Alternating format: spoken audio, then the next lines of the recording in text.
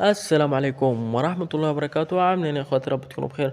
اهلا بكم في فيديو جديد. النهارده ان شاء الله نتعرف على موعد مباراة الهلال السعودي واستقلال طهران بإذن الله في دوري أبطال آسيا للنخبة المنطقة الغربية بإذن الله. هم التفاصيل في الجولة الرابعة. اللهم صل على محمد وعلى آل محمد كما صليت على إبراهيم وعلى آل إبراهيم إنك حميد مجيد.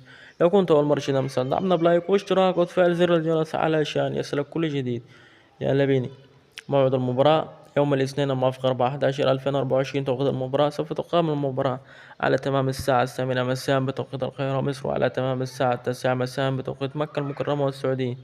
القنوات الناقلة المباراة سوف تبث المباراة قناة SSC 1 HD القناة السعودية، برضو على تمام الساعة 8 مساء بتوقيت مصر والساعة 9 مساء بتوقيت مكة المكرمة والسعودية. وقناة بين سبورت HD الناقل الحصري لمباراة دوري أبطال آسيا للنخبة على تمام الساعة 8 مساء بتوقيت مصر والتاسعة مساء بتوقيت مكة المكرمة والسعودية.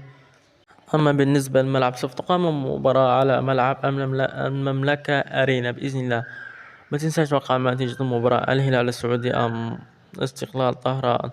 والسلام عليكم ورحمة الله وبركاته.